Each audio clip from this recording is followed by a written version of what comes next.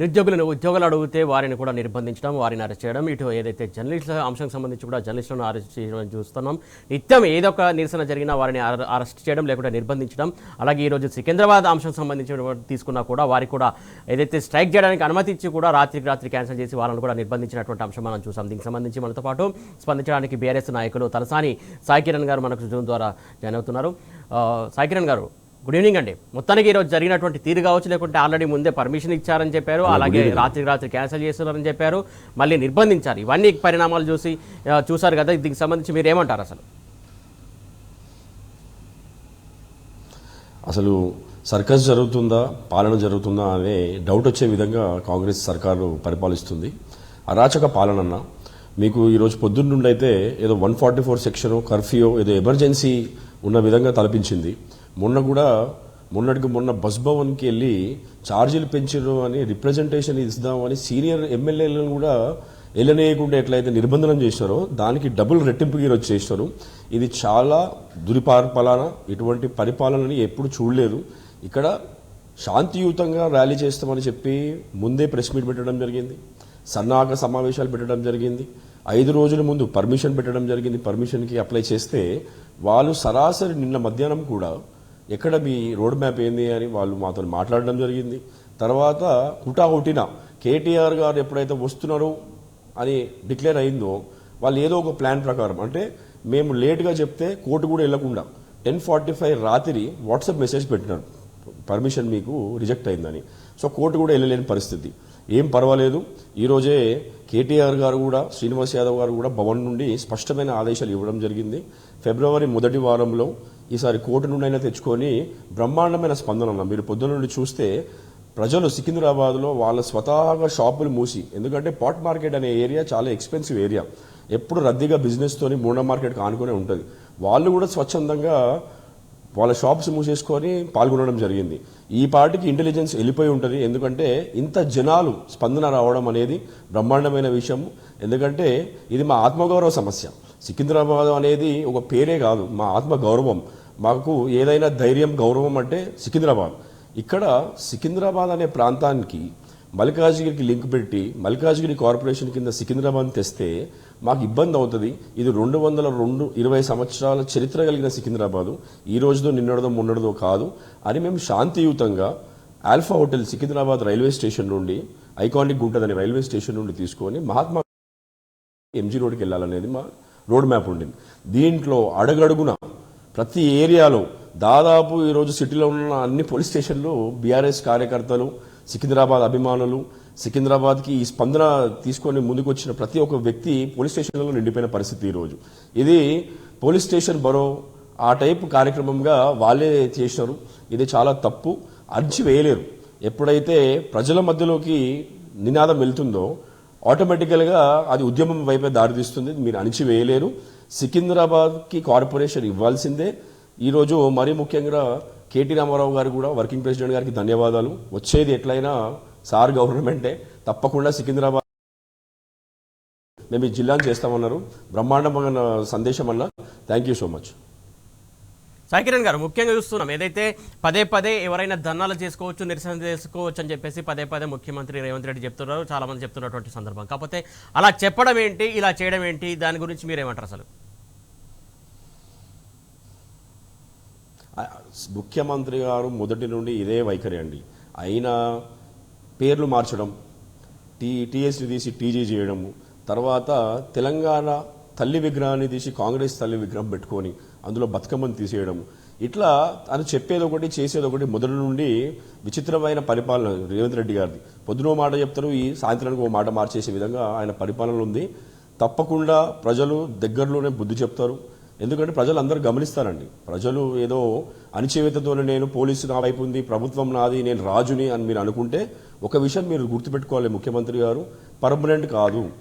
మీకు ప్రజలు మొన్న ఒకసారి చూసిదాం, ఎందుకంటే మీరు అర్రాస్ పాట పాడినట్టు ప్రతి స్కీమ్కి పెంచుకుంటూ, డబుల్ పెంచుకుంటూ, బంగారం ఇస్తా అని, 15,000 ఇస్తా అని మీరు అర్రాస్ పాట పాడి ప్రజలు ఒకసారి చూద్దామనే ఉద్దేశంతో ఇచ్చారు తప్ప జీవితకాలంలో మళ్ళీ కాంగ్రెస్ రాదు. మీది పర్మనెంట్ కాదు. మీరు ఇట్లా అణిచివేత వల్ల మీ పేరే భ్రష్టు పట్టిపోతుంది, మీరు చేసిన పరిపాలన తుగ్లక్ పరిపాలన మిగిలిపోతుందని ఈ సందర్భంగా మీకు గుర్తు చేస్తున్నాం. సాయి కిరణ్ గారు, మొన్న చూసాం ఏదైతే జర్నలిస్టుల అంశం కూడా సంబంధించి చూసాము, వారిని అరెస్ట్ చేశారు, ఉన్న పలంగా రాత్రికి రాత్రి అరెస్ట్ చేశారు, వారిని కూడా ఇష్టానుసారంగా లాక్కెళ్ళినటువంటి సందర్భాలు చూసాము, వాళ్ళని విచారణ పేరిట ఎంత హింసించారో కూడా చూసాము. అంటే ఎవరైనా అరెస్ట్ చేయొచ్చు, ఏమైనా చేయొచ్చు అని అనుకుని ఈ రకంగా ముందుకెళ్తున్నారు అనుకోవాలా? రాక్షస పాలన అండి, చెప్తున్నాను కదా. ఆయనకి ఇది పర్మనెంట్ అనుకుంటున్నాడు, ఆయన ఒక రాజు అనుకుంటున్నాడు. ఇది ప్రజాస్వామ్యము, డెమోక్రసీ అనేది మర్చిపోయినాడు. తనకు తానే 2 సంవత్సరాలలో ఈ విధంగా పరిపాలన సాధిస్తే ఇంకా రానున్న రోజుల్లో ఏమేమి చేస్తాడో ఇది ఆయనకి మంచిది కాదు, కాంగ్రెస్ పార్టీకి అంతకన్నా మంచిది కాదు. వాళ్ళ మంత్రులు ఎమ్మెల్యేల మధ్యలోనే ఇబ్బంది ఉంది, ఇట్లాంటి పాలన జరుగుతుందని. మొన్న కూడా జగ్గారెడ్డి గారు కూడా స్పందించారు వాటిపైన. సొంత పార్టీలో పిసిసి గాంధీ భవన్లో వెళ్ళి మాట్లాడినారు వాళ్ళు కూడా. ఎందుకంటే ఎన్నో కాలం చెల్లదు. ప్రజల మన్ననలు, ప్రజలు మెప్పు పొందాలంటే మంచి పనులు చేయాలి, బ్రహ్మాండమైన పనులు చేయాలి. మా కేసీఆర్ గారు 10 సంవత్సరాలలో, మా కేటీఆర్ గారు 10 సంవత్సరాలలో ఉన్న మంత్రివర్గ సహచరులందరూ కూడా ఈ 10 సంవత్సరాలలో గొప్ప డెవలప్మెంట్ చేసి పేరు సంపాదించారు. మీలాగా అరాచక పాలన చేసిన తర్వాత ఎటువంటి పేరు వస్తుంది అనుకుంటున్నారు మీరు? ప్రతిదీ నిర్బంధమే, ఎక్కడ ధర్నా చేయనియాడు. మొన్న కూడా బస్ భవన్కి ఛార్జీలు పెంచినారు, ఇది తప్పు. మీరు మహిళలకి ఫ్రీ బస్ అన్నారు, పురుషుల దగ్గర డబుల్ ఛార్జ్ తీసుకుంటే ఫ్రీ బస్ ఎక్కడైపోతుంది అని రిప్రజెంటేషన్ ఇవ్వడానికి వర్కింగ్ ప్రెసిడెంట్ గారు, హరీష్ రావు గారు, శ్రీనివాస్ యాదవ్ గారు, పద్మారావు గారు, ముఠాగోపాల్ గారు, కాలేరు వెంకటేష్ గారు ఎమ్మెల్యేలే కదా అందరూ. నడి రోడ్డు పైన వాళ్ళని అరెస్ట్ చేసే విధంగా 2,000 మంది పోలీసులు పెట్టుకొని ఒక సిటీ ఎమ్మెల్యేలు, సీనియర్ ఎమ్మెల్యేలు కూడా బస్ భవన్కి వెళ్ళి ఇవ్వలేని పరిస్థితి ఈరోజు. అట్లాగే మన ఎన్టీవీ సోదరులను కానీ, ప్రెస్ మిత్రులను కానీ అర్ధరాత్రి పూట ఇంట్లోకి వెళ్లాల్సిన అవసరం ఏమొచ్చింది? దొంగల, టెర్రరిస్ట్లా? ఏంది వాళ్ళు చేసిన తప్పు? వచ్చిన న్యూస్ని వాళ్ళు ప్లే చేస్తారు, అది వాళ్ళ ధర్మం కదండి. మీరు దాన్ని వదిలేసి వాళ్ళని విచారణని పిలవడము, 24 hours హింసించడము, వాళ్ళు ఫ్యామిలీతో బయటికి వెళ్దామనే ప్లాన్ వేసుకొని చూసి ఎట్లయినా ఇబ్బంది పెట్టాలి అనే విధంగా వాళ్ళు చేయడము. ఎవరిని వదిలేరండి వీళ్ళు.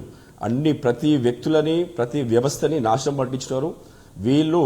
ఈ అరాచక పాలన, పోలీసులు మా వైపు ఉన్నారు, మేమే రాజులం అనుకుంటే తప్పు. మీకు గవర్నమెంట్ పోయిన తర్వాత చాలా ఇబ్బందులు వస్తాయి. సాయి కిరణ్ గారు, ముఖ్యంగా చూసుకున్నట్టయితే ఏదైతే ఈ అరెస్టులో పర్వం కావచ్చు, నిర్బంధాలు కావచ్చు, విద్యార్థులు కావచ్చు, లేకుంటే నిరుద్యోగులు కావచ్చు, ఇంకా ఏ సెక్టార్ తీసుకున్నా కూడా వారి యొక్క నిరసన తెలిపే స్వేచ్ఛ లేదు. ధర్నా చౌక్ దగ్గర ధర్నా చేసుకోవచ్చు అని చెప్పారు. ధర్నా చౌక్ దగ్గర కూడా ధర్నా చేస్తే ధర్నాను విచ్ఛిన్నం చేయడం, లేకుంటే లాక్కెళ్ళడం, లేకుంటే ఇష్టానుసారంగా లాక్కెళ్ళి ఏదో ఒక స్టేషన్లో పెట్టడం, లేకుంటే అక్కడ నుంచి ఇంకో స్టేషన్కి మార్చడం, ఇలా తరచూ జరుగుతున్నటువంటి అంశాలు. అంటే వాళ్ళు చెప్తున్న దానికి చేస్తున్న దానికి పొంతలేని అంశం. ప్రధానంగా సమస్యలు పరిష్కరించాల్సిన అవసరం కాంగ్రెస్ సర్కార్ పైన లేదంటారా? తప్పకుండా ఉంది. ఎందుకంటే ఇచ్చిన హామీలు వాళ్ళే కదండి.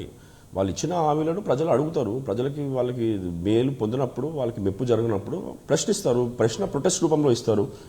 డెమోక్రసీలో ప్రొటెస్ట్ చేయడం అనేది హక్కు కదా, that is a fundamental right.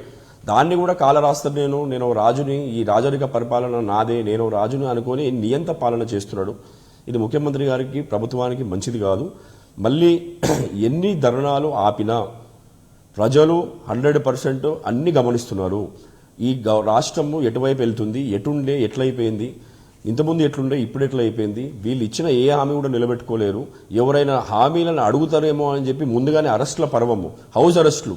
మీరు చూడండి, గడిచిన 2 సంవత్సరాలలో దాదాపు 50 హౌస్ అరెస్టులు అయినాయి. దేనికోసమని? ప్రజా నాయకుడిగా ఎవరైనా వ్యక్తిని కానీ ఎన్నుకున్నా, లేదా స్టూడెంట్స్ వాళ్ళ హక్కుల గురించి వాళ్ళు పోరాడుతున్నా, లేకపోతే ఎవరైనప్పటికీ వాళ్ళ హక్కుల గురించి వాళ్ళని పోరాడితే వాళ్ళని నిర్బంధించాలి అనేది చాలా తప్పు అయిన ఆలోచన. ఎప్పుడైనా కన్సెన్సస్ తీసుకోవాలి. ప్రజలు ఏమి ఇబ్బంది పడుతున్నారు, ఏం డిమాండ్ చేస్తున్నారు, వాళ్ళ ఏ రిక్వెస్ట్ ఏంది, మనమేం చెప్పినాము, మనం చెప్పిన మాట పైన ఉన్నామా లేదా, ఉండాలా లేదా అనేది ఒక గౌరవప్రదమైన గవర్నమెంట్ చేసే పనులు. అంతే తప్ప ఎవరు బయటకు వచ్చినా కూడా నేను పంపించేస్తాను, నేను పోలీసులతో అరెస్ట్ చేయిస్తాను, మీరు మాట్లాడడానికే వీల్లేదు అన్నప్పుడు మీరు హామీలు ఎందుకు ఇచ్చినారు? మరి దొంగ హామీలు ఇచ్చినప్పుడు ప్రజలకు ఇబ్బంది అయినప్పుడు అడుగుతారు. ప్రశ్నించడం అనేది హక్కు కదండి. రైట్. అంటే ప్రశ్నించే గొంతునే నొక్కుతున్నారు. అటు పెన్షనర్లు పెన్షన్ కావాలని అడుగుతున్నారు, ఇటు కోరుతున్నారు. ఆశా వర్కర్లు వాళ్ళ సమస్యలు తీర్చమని కూడా స్ట్రైక్ చేసిన వాళ్ళను కూడా నిర్బంధించడం, వాళ్ళను కూడా ఏదైతే ఇష్టానుసారంగా లాక్కెళ్ళి పోలీస్ స్టేషన్లో పెట్టడం, ఇవన్నీ చూస్తున్నాం.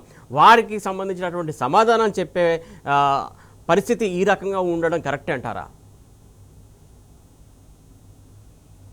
చాలా తప్పు. మీరు దాంతోపాటు పోలీసు కానిస్టేబుల్లే ధర్నాకు దిగినారు సెక్రటేరియట్ ముందు, వాళ్ళను కూడా అణచివేయడం జరిగింది. ఇట్లా అణచివేత అనేది చాలా తప్పు ధోరణి. ఈ గవర్నమెంట్ ఏదైతే రేవంత్ రెడ్డి గారు ప్రతిదాన్ని పోలీసు అడ్డం పెట్టుకొని ఆపాలనుకుంటున్నారో, ప్రశ్నించే గొంతుకలు ఆపాలనుకుంటున్నారో, లాస్ట్కి జర్నలిస్టులను కూడా ఆపాలనుకుంటున్నారో, ఇది మీకు బూమరాంగ్ అవుతుంది. తప్పకుండా మీరు గుర్తుపెట్టుకోవాలి. ఎందుకంటే ప్రజా సమస్యలపైన పోరాడము నైతిక హక్కు. మా ప్రతిపక్షకి ఏమిచ్చారు బాధ్యత? ప్రజల పక్షాన మీరు నించోమని ఇచ్చారు బాధ్యత. ఆ పని చేస్తుంటే కూడా కేటీ రామారావు గారని చూడరు, హరీష్ రావు గారని చూడరు, శ్రీనివాస్ యాదవ్ గారని చూడరు. ఎవరిని పడితే వాళ్ళని హౌస్ అరెస్ట్ చేయడము, ఎవరన్నా ఎక్కడికైనా వెళ్ళాలంటే హౌస్ అరెస్ట్ చేయడం. ఉన్నట్టు కూడా ఓయూకి వెళ్ళినా, బ్రహ్మాండంగా వెళ్ళినా అని మనకి టీవీలో చూపిస్తున్నారు. కానీ అక్కడ కూడా అన్ని ఎక్కడికక్కడ నిర్బంధించుకునే జరిగినాయి. ఇక్కడ ఆయన సింపుల్, నాకు పబ్లిక్ మ్యాండేట్ ఇచ్చినారు, నాదే ఈ రాష్ట్రం అంతా, నేనే రాజుని, ఈ 5 సంవత్సరాలు ఎట్లాగో అట్లా గడిపేద్దాము, ఎట్లా ఎవరు డౌట్ వచ్చినా, ఎవరు మనం ప్రశ్నించినా మనం అణిచివేద్దాము. వాళ్ళు ప్రెస్ వాళ్ళైనా పర్వాలేదు, స్టూడెంట్స్ అయినా పర్వాలేదు, జాబ్ సీకర్స్ అయినా పర్వాలేదు, పెన్షనర్స్ అయినా పర్వాలేదు, ఫార్మర్స్ అయినా పర్వాలేదు అని ప్రతి ఒక్క అంశంలో కూడా ఫెయిల్ అయ్యుకుంటూ ఆయన ఆఖరి సమాధానం అణిచివేత అని మనం ఇప్పుడు ఈరోజు రుజువు అయింది. ఇది ఎల్లకాలం సాగదండి. సైకిల్ మీరు ఓయో అంశం ప్రస్తావించారు కాబట్టి ఇంకొక మాట్లాడాలనుకున్నా. ప్రధానంగా ఏదైతే ఫస్ట్ టైం వెళ్ళినప్పుడు ఆయనే ముళ్ళకంచి అడ్డం పెట్టుకొని, పోలీసులను అడ్డం పెట్టుకొని వెళ్ళి అక్కడ ప్రసంగించారు. ఆ ప్రసంగం సంబంధించి వెళ్ళిన సందర్భం వేరు, మాట్లాడినటువంటి అంశాలు వేరు. ఆ అంశాల గురించి నేను లోతుగా వెళ్ళదలుచుకోలేదు. బట్ అక్కడ ఆ రోజు అనౌన్స్ చేసాడు, సెకండ్ టైం మళ్ళీ వచ్చినప్పుడు ఇక్కడ ఏ ఒక్కరు కూడా పోలీసు ఉండకూడదు, ఎవరైనా ఏమైనా మాట్లాడచ్చు, ఎవరైనా నన్ను అడగచ్చు, నేను సమాధానం చెప్తాను. కాకపోతే ఆ పరిస్థితిలో వెళ్ళి అక్కడ ఉన్నారా? సెకండ్ టైం వెళ్ళినప్పుడు ఇంకా అరెస్టుల పర్వం లేకుండా నిర్బంధించిన అంశాలే మళ్ళీ తెరపైకి వచ్చాయా? మేముండేది పక్కకేనండి, ఓయూ పక్కకి. మీరు సెకండ్ టైం వచ్చినప్పుడు కూడా మొత్తం నిర్బంధనలే, ఎక్కడ వాళ్ళని అక్కడ అరెస్ట్ చేయడము, కంచెలు వేసినారు. మీకు క్లియర్ విజువల్స్ కూడా ఉన్నాయి. నినాదాలు చేస్తుంటే ఆయన నినాదం చేసుకుంటూ పోతున్నాడు, వాళ్ళని ఏదో పొగుడుతున్నట్టు. అంతే. ఓయూ అనే కాదండి, ప్రతి ఒక్క అంశంలో అబద్ధాలు చెప్పడం. ఓయూ ప్రసంగన కూడా అక్కడ వాళ్ళకి సంబంధించింది ఏం మాట్లాడలేదు. మనందరం చూసినాము. కేసీఆర్ గారిని తిట్టడము, కేటీఆర్ గారిని తిట్టడం తప్ప వేరే పనేం పెట్టుకోడు ఆయన. కాబట్టి ఇంకోటి, ఆయన మాట్లాడే భాష కూడా చాలా ఇబ్బందికరమైన భాష. వేరే వాళ్ళు మాట్లాడితేనేమో కేసులు పెడతారు, ఆయన మాత్రము పేగులు మెడలేసుకొని తిరుగుతా అంటాడు. ఇటువంటి ప్రవర్తన కలిగిన ముఖ్యమంత్రి ఉండడం దురదృష్టకరం. ఇంకొక అంశం సార్, ప్రధానమైన ఇష్యూ ఏదైతే రాష్ట్ర వ్యాప్తంగా రైతులు అనేక కష్టాలు ఎదుర్కొన్నారు, వారికి సంబంధించినటువంటి సమస్యలు కావచ్చు, రోడ్డు ఎక్కారు, అనేక చోట్ల స్ట్రైక్ చేశారు. యూరియా అంశం కావచ్చు, లేకుంటే మిగతా అంశాలు కావచ్చు, లేకుంటే గిట్టుబాటు ధర కావచ్చు, లేకుంటే వారికి కొనుగోలుకు సంబంధించి ఏదైతే ప్రభుత్వం ఏర్పాటు చేసినటువంటి ఆ అంశాల గురించి ఏ రకంగా చూసుకున్నా కూడా వారికి కూడా న్యాయం చేయలేదు ప్రభుత్వం అని చెప్పేసి పదే చెప్తుంది. కాకపోతే రైతులను ఈరోజు నడ్డి విరిచినటువంటి అంశం కావచ్చు, లేకుంటే రైతులపైనే లాఠీ చార్జ్ చేసినటువంటి అంశం కూడా మనం చూసాం. అలా అణిచివేసే ధోరణి ఇది కూడా కరెక్ట్ అంటారా? చాలా తప్పు కదండి. ఇప్పుడు రైతాంగము, మన తెలంగాణలో 70% మంది రైతుల వల్లే కదండి, రైతులే ఉంటారు. వాళ్ళకి ఇచ్చిన హామీలని నెరవేర్చకుండా, వాళ్ళ పంటని సక్రమం కొనకుండా, వాళ్ళని ఇబ్బందులు పెడుతూ యూరియా కోసం ఎప్పుడండి మేము చిన్నతనంలో చూసినాం క్యూ లైన్లు, చెప్పుల క్యూ లైన్లు. తర్వాత మళ్ళీ ఆ విజువల్స్ నా కొడుకు చూడాల్సి వచ్చింది. చాలా దుర్మార్గమైన పరిస్థితి. అట్లాగే రైతులకు ఇచ్చిన ఏ ఒక్క హామీని కూడా నిలబెట్టుకోకుండా వాళ్ళ నడ్డి విడిచడం జరిగింది. వాళ్ళు ప్రొటెస్ట్ కోసం అని బయటకు వస్తే వాళ్ళపైన కూడా, రైతు పైన కూడా లాఠీచార్జ్ చేసిన గొప్ప నాయకుడైనా. మీరు వాళ్ళ ఆవేదనని ఎన్నో వీడియోస్లో మనం చూసినాం. ఆ భాష మనం మాట్లాడొద్దు కానీ ఎన్నో వీడియోస్లో చూసినాం. అంటే ఆ ఆక్రోశం ఎప్పుడు వస్తుంది? ఎప్పుడైతే చెప్పిన మాట పైన నిలబడకపోతేనో, లేకపోతే మోసం చేస్తేనో. మోసం కూడా తీవ్ర మోసం చేస్తే తప్ప అంత ఆక్రోశం బయటికి రాదు. మనకు ఆ రైతు కళ్ళల్లో, వాళ్ళు మాట్లాడే మాటల్లోనే మనకు అర్థమైపోతుంది ఏ లెవెల్గా ఈ ముఖ్యమంత్రి గారు గొప్ప ఖ్యాతి సంపాదించినారో, చాలా గొప్ప పేరు సంపాదించినారో. వాళ్ళ ఏ ఒక్క వీడియో, చిన్నపిల్లలు ఎవరు ఆ వీడియోలు చూసినా కూడా పాడైపోతారు. ఆ లెవెల్గా వాళ్ళ బాధని వాళ్ళు వెళ్ళబుస్తున్నారు. మహిళలు, పురుషులు ఎవరిని వదలేదు. వాళ్ళని మోసం చేసినారు, వీళ్ళని మోసం చేసినాడు అని కాదండి. ప్రతి ఒక్క అంశంలో ఫెయిలియర్ గవర్నమెంట్. ప్రతి ఒక్క అంశంలో ఎప్పటికీ నెరవేరలేని హామీలు వందలలు ఇచ్చి, మొత్తం 420 దొంగ హామీలు ఇచ్చి గద్దెనెక్కి కూర్చున్న తర్వాత ఒక్క హామీ అంటే ఒక్క హామీ కూడా ఫుల్ఫిల్ చేయలేని ప్రభుత్వం ఏదైనా ఉందంటే ఈ కాంగ్రెస్ ప్రభుత్వం, రేవంత్ రెడ్డి గారి పాలన. తప్పకుండా రైతులు మొన్న గ్రామ పంచాయతీ ఎలక్షన్లోనే మీకు క్లియర్ కట్ మ్యాండేట్ ఇచ్చినారు, మీరు చూసినారు. ఎప్పుడు అధికార పక్షం ఉన్నా కూడా సర్పంచ్లకు డబ్బులు రావాల్సి వస్తుంది. గ్రామ డెవలప్మెంట్ కూడా ఇంపార్టెంట్ కాబట్టి గవర్నమెంట్కే వేస్తుంటారు. 85%, 90% గ్రామ పంచాయతీలు పడేటివి గవర్నమెంట్ ఎవరుంటే వాళ్ళకి. కానీ మొన్న 50-55% కూడా రాలేని గవర్నమెంట్ మీదే. అంటే ప్రజలు అవకాశం కోసం వేచి చూస్తున్నారు. ఎప్పుడు అవకాశం వచ్చినా కూడా మీరు వాళ్ళని అణచివేయడం కాదు, వాళ్ళే మిమ్మల్ని ఈసారి అణచివేయడానికి సిద్ధంగా ఉన్నారు. సాయికిరణ్ గారు, ఆల్రెడీ మీరు పుట్టి పెరిగినంత మొత్తానికి హైదరాబాద్ సిటీ కావచ్చు, మొత్తానికి సికింద్రాబాద్ సిటీ. సో చిన్నప్పటి నుంచి చూసే ఉండి ఉంటారు హైదరాబాద్ సంబంధించినటువంటి, అలాగే సికింద్రాబాద్ సంబంధించినటువంటి ప్రాసెసింగ్ కావచ్చు, లేకుంటే దానికి ఉన్నటువంటి ఈ గుడ్విల్ కావచ్చు, లేకుంటే భాగ్యనగరం కావచ్చు, మొత్తానికి అయితే చిన్నప్పటి నుంచి చూసే ఉంటుంటారు కావచ్చు. ఇప్పుడు రీసెంట్గా జరుగుతున్నటువంటి పరిణామాలు చూసుకున్నట్లయితే చుట్టుపక్కల ఉన్నటువంటి మున్సిపాలిటీ దాదాపు 17 మున్సిపాలిటీను జీహెచ్ఎంసీ పరిధిలో విలీనం చేసింది. ఉన్న జీహెచ్ఎంసీలో 150 సంబంధించినటువంటి డివిజన్లకు సంబంధించి సరైన ప్రణాళిక రచించలేకపోయారు. జీహెచ్ఎంసీ పరిధిని ఇంకా ఎలాంటి పరిస్థితుల్లో మనం వదిలేసారో మనం చూస్తూ ఉన్నాం. ఇంకా తీసుకొచ్చి ఇలా పెట్టి ఇంకా అభివృద్ధికి కుంటుపడే రకంగా నిర్ణయాలు తీసుకున్నారనుకోవాలా, లేకుంటే ఏ రకంగా అనుకోవాలి? చాలా చాలా పొరపాటు చేసినాను. సికింద్రాబాద్ అనే ప్రాంతము 1806లో సికందర్ జా అనే నిజాం రాజు పేరు పైన ఏర్పడిపోవడం జరిగింది. 1874లో Secunderabad railway station, Secunderabad junction కట్టినారు. ఇట్లా ఎప్పటి నుండి 200 సంవత్సరాల నుండి పేరు ప్రఖ్యాతలు గాంచిన సికింద్రాబాద్కి ఒక ప్రత్యేకత ఏంటంటే, ఏ గవర్నమెంట్ ఉన్నా అడ్మినిస్ట్రేషన్ ఆఫీసులు, సర్కిల్స్, మున్సిపల్ సర్కిల్ ఆఫీసులు అన్ని సికింద్రాబాద్లోనే ఉన్నాయి. బేగంపేట ఎయిర్పోర్టు సికింద్రాబాద్లోనే ఉంటుంది, సెక్రటేరియట్ సికింద్రాబాద్లోనే ఉంటుంది. ఇట్లాగా అడ్మినిస్ట్రేషన్కి కావాల్సిన అన్ని ఉంటాయి, ఇప్పుడు కూడా సికింద్రాబాద్లోనే ఉంటాయి. మనము సంవత్సరాలు బేగంపేటలో ఉండే పరిపాలించినారు. సికింద్రాబాద్ అనేది సపరేట్గా చూడడానికి ఉండదు. ట్యాంక్ బండ్కి అటువైపు హైదరాబాద్, ఇటువైపు సికింద్రాబాద్. ఇంకో విచిత్రమైన విషయం ఏంటంటే, సికింద్రాబాద్ 1945లోనే సికింద్రాబాద్ కార్పొరేషన్, దాదాపు 10 సంవత్సరాలు 1955 వరకు సికింద్రాబాద్ అనేది సపరేట్ కార్పొరేషన్. తర్వాత విస్తీర్ణం పెరిగి హైదరాబాద్లో కలపడం జరిగింది. ఇప్పుడు దీనికి ఉన్న ఇంపార్టెన్స్, ఇక్కడ ఉన్న లష్కర్ అనే పేరు కూడా అప్పుడు బ్రిటిష్ ఈస్ట్ ఇండియా కంపెనీలో అగ్రిమెంట్ ప్రకారము ఆర్మీ క్యాంప్ ఉండేది. ఆర్మీ క్యాంప్ని లష్కర్ అంటారు. సో అట్లా లష్కర్గా ఏర్పడింది. ఇందులో మళ్ళీ మనకి ఫైనాన్షియల్ సెంటర్ ఎట్లయితే డిస్ట్రిక్ట్ ఉందో, మనకి గచ్చిబౌలి ఏరియా ఫైనాన్షియల్ సెంటర్ అంటామో, కల్చర్కి సెంటర్ సికింద్రాబాద్ గొప్పతనం ఏంటంటే, ఎప్పుడైనా కర్ఫ్యూ హైదరాబాద్లో వింటాం కానీ సికింద్రాబాద్లో కర్ఫ్యూ అనేది వినం మనం. అంత ప్రశాంతంగా ఉండే వాతావరణం, అంత కాస్మోపాలిటన్ సిటీగా ఉండే ట్విన్ సిటీలో సికింద్రాబాద్ ఉంటుంది. దీన్ని తీసుకెళ్లి మల్కాజ్గిరి అనే ఊరు, మా నాయనమ్మ ఊరు మల్కాజ్గిరి తప్పు అవుతుంది, చిన్నది పెద్దదని నేను మాట్లాడలేదు. బ్రహ్మాండంగా డెవలప్మెంట్ చేయాలి, ప్రతి ఏరియా డెవలప్ అవ్వాలి. మల్కాజ్గిరి కావాలి, సైబరాబాద్ కావాలి, శంషాబాద్ కావాలి. కానీ హిస్టరీలో ఉంది సికింద్రాబాద్ కాబట్టి సికింద్రాబాద్ అనే కార్పొరేషన్ ఏర్పాటు చేస్తే 70 లక్షల జనాభా ఉన్న సికింద్రాబాద్ అండి.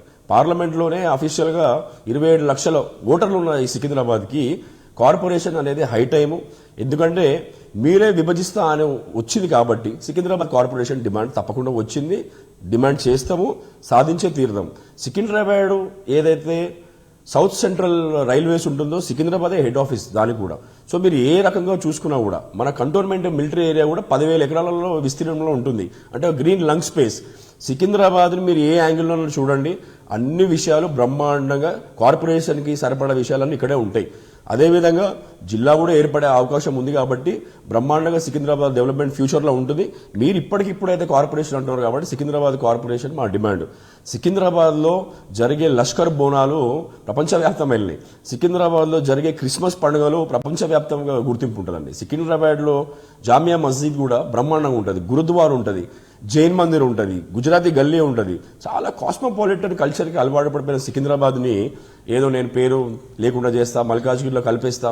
నిన్న పర్మిషన్ కూడా మాకు ఎక్కడ పెట్టాల్సి వచ్చిందండి, మాకు మల్కాజ్గిరి కమిషనరేట్లో పెట్టాల్సి వచ్చింది. ఇంతకుముందు మేము బేగంపేటలో పెట్టుకునే వాళ్ళం.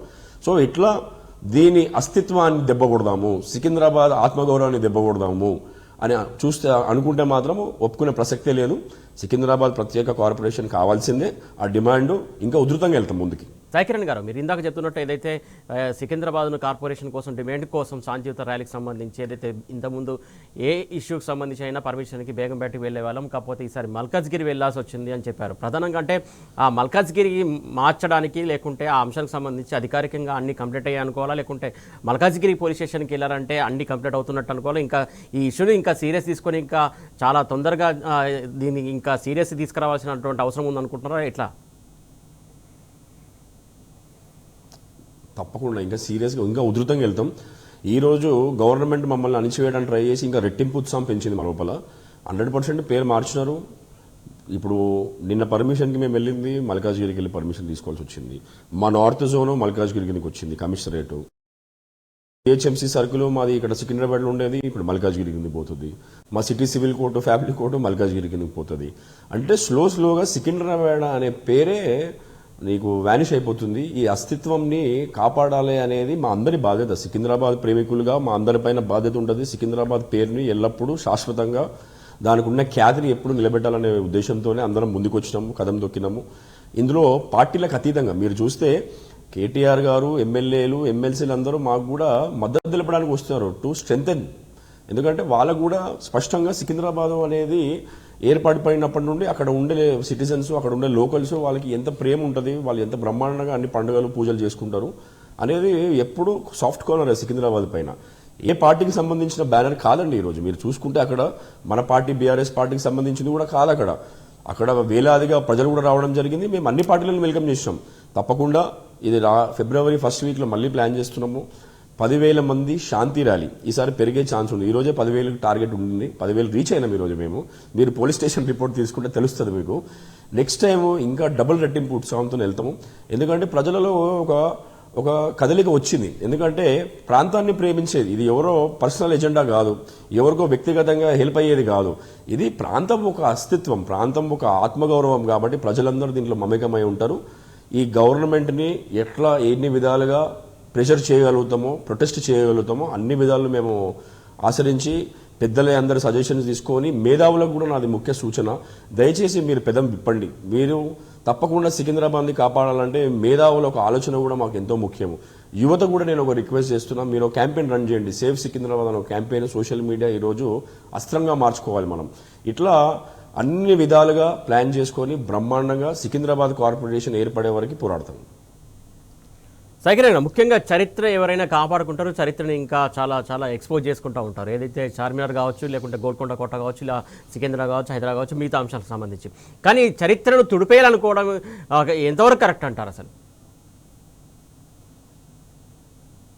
ఆయనకి మొదటి నుండి కేసీఆర్ గారి ఆనవాళ్ళు తుడపాలి అనే ఒక భ్రాంతిలో ఆయన ఏం చేస్తున్నాడో ఆయనకి అర్థం అవ్వట్లేదు. మీరు చూడండి ఎంత విచిత్రమో. కేసీఆర్ గారు ఆనవాళ్ళు తుడిచేస్తా ఉంటారు. మిస్ వరల్డ్ ఇంటర్నేషనల్ కాంపిటీషన్ పెట్టుకొని వాళ్ళని కేసీఆర్ గారు కట్టిన ప్రతి బిల్డింగ్ దగ్గర తీసుకుపోయినారు తానే. అంటే ఆయనకి ఆనవాళ్ళు తుడ్చడము అంటే ఏదో పేపర్ పెన్ను తీసుకొని దాన్ని ఇట్లా తీసేయడం అనుకుంటున్నాడేమో. ఆనవాళ్ళు తుడ్చాలంటే కేసీఆర్ గారి పేరు ఎందుకు అంత గొప్పది? ఆయన చేసిన పాలన మైమరిపించిండు అందరినీ. కాబట్టి వేరే పేరు గుర్తు లేకుండా చేసిండు. కాబట్టి అది నువ్వు ప్రజల మన్నలు పొందాలి, ప్రజల మెప్పు పొందాలి, మంచి పరిపాలన ఇస్తే తప్ప ఆనవాళ్ళు. ఇప్పుడు మాకు హైదరాబాద్లో అన్నపూర్ణ క్యాంటీన్స్ అని ఉండేటువంటి కేసీఆర్ గారు అన్నపూర్ణ క్యాంటీన్లో 5 రూపాయలకే భోజనం పెట్టాలని ఒక గొప్ప ఆలోచన మొదలైంది. అన్నపూర్ణ అనేది దేవత పేరు, కేసీఆర్ గారు పెట్టుకుంది దేవత పేరు. ఈయన వచ్చి దాన్ని తీసి ఇంద్రమ్మ క్యాంటీన్ అని పెడతాడు. కొత్తదేం పెంచింది లేదు, ఉన్నదానికే పేరు మార్చిండు. ఎవరికి వచ్చింది బెనిఫిట్? టీఎస్ టీజీగా మార్చిండు. ఎవరికి వచ్చింది బెనిఫిట్? దేనికోసం వచ్చింది? తెలంగాణ అస్తిత్వం, ఆత్మగౌరవం బతుకమ్మ. తెలంగాణ తల్లి విగ్రహంలోకి వెళ్ళి బతుకమ్మ తీసేస్తాం, బతుకమ్మకి బయలకి చీరలు పంచుతా ఉంటాం. అంటే ఆయనకి ఏం పరిపాలన చేయాలో, ఎట్లా చేయాలో, మరి అడ్వైజర్స్ ప్రాబ్లమా, ముఖ్యమంత్రి గారి ప్రాబ్లమా? దయచేసి వాళ్ళు పునరాలోచించుకోవాలి. ఎందుకంటే ఎన్నో విషయాలలో అస్తిత్వం కోల్పోయే నిర్ణయాలు తీసుకోవడం వల్ల కేసీఆర్ గారు ఆనవాళ్ళు కాదండి పోయేది, కాంగ్రెస్ ఆనవాళ్ళు తుడుచుకుపెట్టుకుపోయే ప్రమాదం వచ్చింది. ఇప్పుడు మీరు దయచేసి ఇటువంటి వాటికి పోకండి. మీరు పోవాల్సిన ఎగింది మనం ఇచ్చిన హామీలు ఎన్ని, మనం ఏమేం చేయగలుగుతాం, ఏం చేస్తాం, ఎట్లా చేస్తాం, దీనిపైన ధ్యాస పెడితే బ్రహ్మాండంగా వచ్చే 3 సంవత్సరాలైనా డెవలప్మెంట్ జరుగుతుంది. లేకపోతే ఆల్రెడీ హైదరాబాద్ స్లోగా పడుకుంటూ, తెలంగాణ స్లోగా పడుకుంటూ మనం మైనస్ రెవెన్యూలోకి వెళ్ళిపోయినాం. కేసీఆర్ గారు ఉన్నప్పుడు డబుల్ డిజిట్, కేటీఆర్ గారు ఉన్నప్పుడు డబుల్ డిజిట్ గ్రోత్ మన దగ్గర ఉన్నది. మన పర్ క్యాపిటా దేశంలోనే నంబర్ 1 స్థాయికి చేరింది. ఈరోజు అక్కడ నుండి స్లోగా స్లిప్ అయ్యే ప్రమాదంలోకి వచ్చేసినాం మనం. డబ్బులు లేవు, నన్ను చూస్తే దొంగను చూసినట్టు అంటారు, మళ్ళీ లోన్లు పుట్టట్లేదు అంటాడు, మళ్ళీ మెస్సీ కోసం 100 కోట్లు ఖర్చు పెడతా అంటాడు, విగ్రహాల కోసం ఖర్చు పెడతా అంటారు. అంటే ఇవన్నీ కూడా టైం పాస్. ప్రజలని ఎట్లా మనం మభ్యపెట్టాలి, ప్రజలని డైవర్షన్ ఎట్లా చేయాలి, అట్లా ప్రతి స్పీచ్లోనూ ఇప్పటివరకు కేసీఆర్ గారు అయితే ఏ స్పీచ్లో రేవంత్ రెడ్డి గారి పేరు చెప్పారో, రేవంత్ రెడ్డి గారు మాత్రం కేసీఆర్ గారు, కేటీఆర్ గారు, హరీష్ రావు గారి పేరు అది పిల్లల దగ్గరికి పోయినా అంతే, పోలీసుల దగ్గరికి పోయినా అంతే.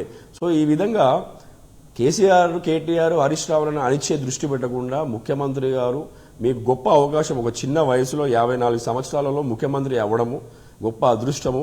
మంచి వర్క్ సర్వీస్ చేయండి, పబ్లిక్కి మంచి సర్వీస్ ఇవ్వండి. మీరు ఇచ్చిన హామీలు ఎన్ని చేయగలుగుతారో త్వరగా స్టార్ట్ చేయాలి, మీ టైం అయిపోతుంది. కాబట్టి మీకు ధ్యాస అక్కడ ఉండాలని నేను మనస్ఫూర్తిగా మిమ్మల్ని విజ్ఞప్తి చేస్తున్నాను. రైట్ అండి, ఇంకా చాలా అంశాల గురించి మాట్లాడదాం. మీరు చెప్పినట్టే ఆ రకంగా వారి పాలన రానున్న 3 సంవత్సరాలను అలా ఉండాలని చెప్పేసి కోరుకుందాం. ఇంకా డిస్కషన్ చేసే ముందు ఇప్పుడు ఒక షార్ట్ బ్రేక్ తీసుకుందాం. సాయికిరణ్ గారు, ప్రధానంగా సికింద్రాబాద్ కాన్స్టిట్యూషన్ సంబంధించి, పార్లమెంట్ కాన్స్టిట్యూషన్ సంబంధించి చూసుకున్నట్లయితే ఏదైతే ఆల్రెడీ బీజేపీకి సంబంధించినటువంటి కిషన్ రెడ్డి ఎంపీగా ఉన్నారు, ఆల్రెడీ కేంద్ర మంత్రిగా ఉన్నారు. ఇంత జరుగుతున్న సికింద్రాబాద్ ఇష్యూ సంబంధించి వారు మాట్లాడకపోవడం కావచ్చు, వారి పార్టీ స్టాండ్ కావచ్చు, లేకుంటే వారికి సంబంధించినటువంటి ఏ అంశం గురించి కూడా ప్రస్తావించకపోవడం, దీన్ని ఎలా చూస్తారు మీరు? చాలా బాధాకరం అండి. సికింద్రాబాద్ ప్రజలు ఎంతో గొప్ప గౌరవాన్ని ఇచ్చారు కిషన్ రెడ్డి గారికి. ఆయన దేశానికే మంత్రిగా ఎదిగేంత స్థాయిని ఇచ్చారు. అమర్పేటలో ఓడిపోయిన తర్వాత నేనే పోటీ చేశాను వారిపైన. 2019లో దాదాపు 50,000 పైచిలుకు ఓట్లతో తాను గెలవడం జరిగింది. బ్రహ్మాండమైన అవకాశము. అటువంటి సికింద్రాబాద్ పార్లమెంటేరియన్ అయి ఉండి కూడా ఇంతవరకు అసలు పార్టీ స్టాండ్ కానివ్వండి, వ్యక్తిగతంగా తను పార్లమెంటేరియన్గా కానీ, సెంట్రల్ మినిస్టర్గా కానీ మాట్లాడకపోవడం అనేది చాలా బాధాకరమైన విషయం. అప్పీల్ కూడా చేయడం జరిగింది. శ్రీనివాస్ యాదవ్ గారు చేసినప్పుడు అప్పీలు ప్రతి పార్టీని ఇన్వైట్ చేయడం జరిగింది అక్కడ. ఎందుకంటే సికింద్రాబాద్ అస్తిత్వం ఏ పార్టీకో సంబంధించింది కాదు, అక్కడ ఉండే ప్రజలకు సంబంధించిన విషయము, అంశము, ఆత్మగౌరవం అంశము, అస్తిత్వం అంశము, శాంటిటీ. కాబట్టి వాళ్ళు కూడా ముందుకు వచ్చి మాకు తప్పకుండా సపోర్ట్ చేస్తారు అనేది ఒక నమ్మకం అయితే పెట్టుకున్నాము. వాళ్ళు ఈ పార్టీకే రావాల్సింది, వచ్చి వాళ్ళ సంఘీభావము, వాళ్ళ మద్దతు మాకు తెలిపితే ఇంకా ఉధృతంగా పోయే ఛాన్స్ ఉంటుంది. అంటే పార్టీకి సంబంధం లేకపోయినా సరే మీరు అన్నట్టు అక్కడ వ్యక్తిత్వం కావచ్చు, లేకుంటే సమాజానికి సంబంధం కావచ్చు, పబ్లిక్ సంబంధం కావచ్చు, ప్రధానంగా వ్యక్తిగతమైన స్టాండ్ చెప్పాల్సిన బాధ్యత లేదా పార్లమెంట్ మెంబర్గా? అలాగే ముఖ్యంగా అలా చెప్పకపోవడం పట్ల కాంగ్రెస్ పార్టీకి మద్దతు ఇస్తున్నట్టు అనుకోవాలా, లేకుంటే ఈ కాంగ్రెస్ పార్టీ చేస్తున్నటువంటి ఏదైతే ఈ విభజన కావచ్చు, లేకుంటే ఈ అంశాల నిర్ణయాలకి పాజిటివ్ ఉన్నట్టే అనుకోవాలా?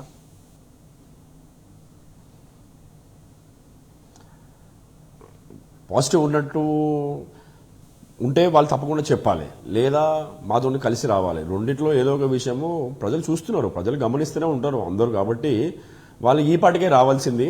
ఇక యాజ్ ఇట్ ఈస్గా బీజేపీ ఎప్పుడూ లేటే కాబట్టి వాళ్ళకి మన తెలంగాణ రాష్ట్రమైనా, మన సిటీ అయినా, ఏదైనా వాళ్ళకి పట్టింపు పెద్దగా ఉండదు. ఎందుకంటే వాళ్ళకి ఎంతసేపు నరేంద్ర మోడీ గారు అదే తప్ప ధ్యాస. మనకి ఇంతవరకు ఏం తెచ్చినారండి? మనకి ఒక మెడికల్ కాలేజ్ తెచ్చినారా, లేకపోతే డెవలప్మెంట్ ఫండ్స్ తెచ్చినారా? సికింద్రాబాద్కి ఏం చేశారు చెప్పండి? గడిచిన 7-8 సంవత్సరాలలో సెంట్రల్ మినిస్టర్ ఉండే సికింద్రాబాద్కి ఏం చేశారు? వాళ్ళకి అస్తిత్వ పోరాటం అవుతున్నప్పుడు కూడా బయటికి రాకపోవడం అనేది చాలా బాధాకరం. గమనిస్తారు, ప్రజలందరూ గమనిస్తారు. బీజేపీ వాళ్ళే కాదండి, ప్రతి పార్టీ స్టాండ్ తీసుకోవాలి. ఎందుకంటే ఇది అస్తిత్వ పోరాటం కాబట్టి స్టాండ్ తీసుకోవాలి, ప్రజల వైపు నించోవాలి. అంతకన్నా దీనికి మార్గం ఏముంది? నాకు ఇష్టం లేదు అనేది ప్రజలకు వదిలేయాలి. ప్రజలే కదా డిసైడ్ చేస్తారు. సికింద్రాబాద్ అనే ఒక కార్పొరేషన్ అనేది డిమాండ్ వచ్చింది, జిల్లాను వచ్చిందంటే స్వాగతించాలి. నాయకత్వానికి ప్రజలే కదా మీకు అంత నాయకత్వం ఇచ్చింది, అంత పెద్ద పేరు ఇచ్చింది. ఈ టైంలో మీరు స్టాండ్ తీసుకోకపోవడం అనేది తప్పకుండా అందరూ మీరు కాంగ్రెస్ ములాఖాత్ అయినారని అనుకుంటారు, లేదా మీకు సికింద్రాబాద్ పైన ప్రేమ లేదని అనుకుంటారు. ఏదైనా మీరు త్వరగా మద్దతు ప్రకటిస్తారని అనుకుంటున్నాను నేను. బీజేపీ పార్టీ అని కాదు, ఏ పార్టీ అయినప్పటికీ. సార్, ప్రధానంగా ఇక్కడ ఏదైతే కాంగ్రెస్ సర్కార్ పదే చెప్తుంది ప్రజాపాలన లేకుంటే ఇందిరమ్మ రాజ్యం అని. ఇందిరమ్మ రాజ్యం అంటే ఇలాగుంటుందా, లేకుంటే ప్రజాపాలన అంటే ఇలాగుంటుందా? ఇప్పుడు ప్రజలు అక్కడ పెద్ద ఎత్తున డిమాండ్ చేస్తున్నటువంటి అంశం సికింద్రాబాద్ ఇష్యూ సంబంధించి, అంటే ఆ అంశం కూడా ప్రజాపాలన అనుకున్న నేపథ్యంలో వీళ్ళు దానికి సంబంధించి పాజిటివ్ ఉండాల్సిన అవసరం లేదా? ఇలాగే వాళ్ళ నిర్ణయానికి ఇష్టం ఉన్నట్టు ముందుకెళ్లే అవకాశం ఉందనుకోవాలా? ఇందిరమ్మ రాజ్యంలో ఎమర్జెన్సీ పాలన మాత్రమే అట్రాక్ట్ అయినట్టున్నాడు రేవంత్ రెడ్డి గారు. అదే మాత్రమే ఫాలో అవుతున్నట్టుంది. ఈరోజు ఒక విషయం స్పష్టంగా చెప్పగలుగుతానండి నేను, సికింద్రాబాద్ ప్రాంతంలో పుట్టి పెరిగిన వ్యక్తిగా. సికింద్రాబాద్లో ఈ రోజు జరిగిన నిర్బంధం చూసి షాక్ అయిపోయినారు సికింద్రాబాద్ నివాసులు అందరూ కూడా. నాతోనే ఎంతోమంది షేర్ చేశారు, అసలు ఏంది ఇంత అరాచకం ఎట్లా అయింది, అసలు ఎప్పుడు ఇట్లా చూడలేదు కదా. చాలామంది బిజినెస్ పీపుల్ కూడా ఉంటారు కదండి, వాళ్ళు అయితే సర్ప్రైజ్ అయినారు. ఎందుకంటే వాళ్ళు స్వచ్ఛందంగా వాళ్ళ ఎక్కడి నుండో, సూరత్ కానివ్వండి, గుజరాత్ కానివ్వండి, బెంగాల్ కానివ్వండి, ఎక్కడి నుండో వచ్చి ఇక్కడ బిజినెస్లు స్టార్ట్ చేసి స్థిరపడిపోయిన వ్యక్తులు. వాళ్ళు మన 10 సంవత్సరాల పాలన చూసిన తర్వాత ఎంత బ్రహ్మాండంగా ఉంది హైదరాబాద్ అని వాళ్ళ ఫ్యామిలీస్ అన్ని షిఫ్ట్ చేసుకొని ఇక్కడ ఓటర్స్ అయిన వ్యక్తులు వాళ్ళు ఈ రోజు సికింద్రాబాద్ ప్రతి గల్లీలో అండి, ప్రతి బస్తీలో, ప్రతి గల్లీలో ఈ రోజు నిర్బంధాన్ని చూసి వాళ్ళు షాక్ అయినారు. ఏంది ఈ భయభ్రాంతులకు గురి చేసిన విధం అండి. పోలీస్ స్టేషన్లో మమ్మల్ని కూడా అరెస్ట్ చేసి గోషమైలు తీసుకుపోయి లంచ్ కావాలనే లంచ్ టైంలో, అంటే లంచ్ టైం అయిపోయిన తర్వాత వదలాలి అనే ఒక దురుద్దేశం పెట్టుకొని లంచ్ టైం తర్వాత వదలడం జరిగింది. ఇది తప్పకుండా సికింద్రాబాద్ ప్రజలందరూ గమనిస్తున్నారు. ఈ ఒక్క విషయంలోనే కాదండి, సికింద్రాబాద్ ప్రజలు చాలా తెలివిపరులు, అన్ని విషయాలు గమనిస్తున్నారు. కానీ వాళ్ళ నడి వీధిలో జరిగింది కాబట్టి ఈరోజు సర్ప్రైజ్ అయినారు. మొన్న కూడా అండి ముషిరాబాద్లో బస్ భవన్లో జరిగిన అంశం కూడా అప్పుడు నిర్బంధన చూస్తే కూడా సికింద్రాబాద్ రైల్వే స్టేషన్ నుండి జరిగింది. అది కూడా సిద్ధివినాయక్ టెంపుల్ దగ్గర నుండి అక్కడ బస్ స్టాప్ నుండి జరిగింది. అక్కడి నుండి కూడా నిర్బంధన చూస్తే షాక్ అయిపోయినారు అందరూ, ప్రజానికం అందరూ కూడా. ఏంది అసలు, ఏం పరిపాలన ఇది, ఏం ప్రభుత్వం ఇది, ప్రజాపాలనకి అసలు అర్థం ఉందా, అసలు వీళ్ళ ప్రజాపాలన అంటే మీనింగ్ ఏమైనా ఐడియా ఉందా, లేకపోతే ప్రాసకోసం పాడుతున్నారా అనే విధంగా సికింద్రాబాద్లో గడిచిన 3-4 నెలల 2 సార్లు చూసుకున్నారు వీళ్ళ నిర్బంధం ఎట్లా జరుగుతుందో అనేది.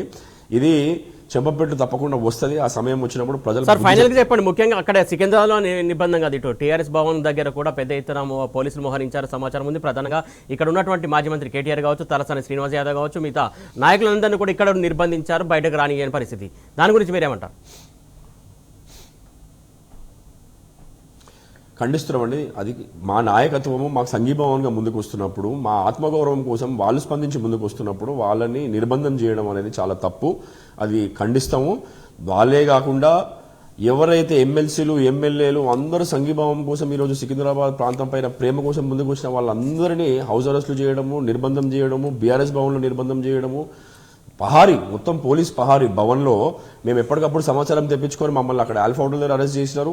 సో మా నెక్స్ట్ కార్యాచరణ ఏంది అని మేము ప్రకటించుకుని మాట్లాడుకునే లోపల ఇక్కడ బీఆర్ఎస్ భవన్లో వేలాదిగా పోలీసు వచ్చి పహారా కాసి వీళ్ళందరినీ కూడా ఆపేయడం జరిగింది. శ్రీనివాస్ యాదవ్ గారిని నిర్బంధం 30-35 నిమిషాలు రోడ్ పైన చేస్తున్నారండి. ఆ విజువల్స్ ఉన్నాయి మన టీవీలలో. మా కేటీఆర్ గారు, వర్కింగ్ ప్రెసిడెంట్ గారు, మాజీ మంత్రి వర్యులు, 3-4 ఎమ్మెల్సీలు, ఎమ్మెల్యేలు, ఇంత ప్రజాప్రతినిధులు పెట్టుకొని పోలీసు వాళ్ళు దౌర్జన్యంగా వాళ్ళని నిర్బంధించడానికి దేనికి? పేరే శాంతి ర్యాలీ. ఈరోజు పెట్టిన పేరే శాంతి ర్యాలీ.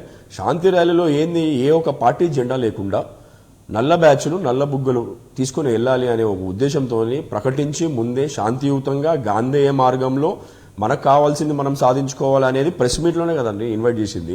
దాన్ని కూడా మీరు మా నాయకత్వాన్ని మొత్తం నిర్బంధం చేస్తే దానివల్ల మా నాయకత్వము ఇంకా స్ఫూర్తి పెంచే విధంగానే మాతోని కేటీ రామారావు గారు కానీ, శ్రీనివాస్ యాదవ్ గారు కానీ ఇంకా రెట్టింపుగా చేయాలి మనం. ఎందుకంటే ఈ ప్రజాపాలనని దొంగపాలన చేసి ప్రజల చేయాలి, సాధించాలి అని ప్రోత్సహించారు. రైట్ అండి, థ్యాంక్ యూ సాయి కిరణ్ గారు, థ్యాంక్ యూ సో మచ్ అండి. మొత్తానికి చూస్తున్నాం కదా, మొత్తానికి ఎంత నిర్బంధిస్తే, ఎంత అరెస్ట్ చేస్తే ఉద్యమం అంతా ఇంకా ఎగిసిపడుతుంది తప్ప ఖచ్చితంగా సికింద్రాబాద్ అంశం సంబంధించి కార్పొరేషన్ అయ్యేంత వరకు మా ఫైటింగ్ కొనసాగుతూనే ఉంటుందని చెప్పేసి సాయి కిరణ్ గారు చెప్తున్నటువంటి అంశం ఇది. ఇవాళ బరాబర్ అడుగుదాం. Keep watching tea news.